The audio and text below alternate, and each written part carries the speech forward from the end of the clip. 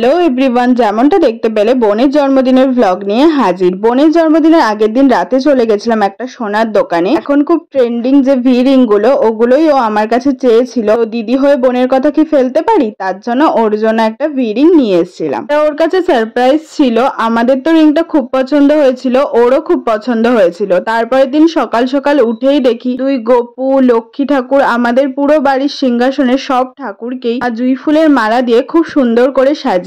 খুব সুন্দর লাগছিল পুরো সিংহাসনটা। আর এইদিকে আমার বোনও রেডি, জন্মদিন বলে কথা, তাই সকাল সকালই সবাই রেডি হয়ে চলে গেছিলাম পুজো দিতে। ডালা নিয়ে মিষ্টি কিনে পুজো দিয়ে কমপ্লিট। পুজো দেওয়া কমপ্লিট হতে হতে দেখি মাথার উপর চড়া রোদ, তাই এই গরমে খেয়ে নি ঠান্ডা ঠান্ডা আমের শরবত আর লেবু জল। আর কচুরিও খেয়েছিলাম, সেটার ক্লিপ নিতে ভুলে গেছি। তারপর চলে আসি বাড়ি, আর বাড়িতে এসে কোনো রেস্ট নাও না, সোজা ড্রেস চেঞ্জ করে বসে পড়ি রান্না বান্না করতে। কারণ অনেক কিছু রান্না বান্না করেছিলাম সেদিনকে। আর আমি স্পেশালি বোনের জন্য বানিয়েছিলাম চিংড়ি মাছের মালাইকারি। তোমরা হয়তো সবাই জানো ইউটিউবে ওর একটা চ্যানেল আছে যেখানে ও রান্নার ভিডিও দেয়। আর ও রান্না করতে খুবই ভালোবাসে এবং করতেও পারে, কিন্তু আমি এই প্রথমবার ওর জন্য চিংড়ি মাছের মালাইকারি করেছিলাম। তো যাই হোক, সারা দুপুর রান্না বান্না কমপ্লিট করে বিকাল বিকাল চলে গেছিলাম বাজার কলকাতাতে ওর জন্য একটা ড্রেস কিনবো বলে, আর ওর বার্থডে স্পেশাল কেকটা আনতে। তো আমরা ছোটবেলা থেকেই জানি জন্মদিনে নতুন জামা পরতে হয়, আর আমার মা বাবাও ছোটবেলা থেকেই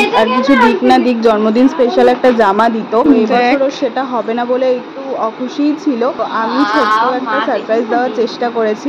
দেখতেই পাচ্ছি হাসি, এটাই আমার কাছে অনেক। নেক্সট পার্টে বার্থডেতে কি কি করলাম, কি কি হলো, কি কি গিফট পেলো, সব নিয়ে আসছি। তো স্টে টিউন। Okay, by.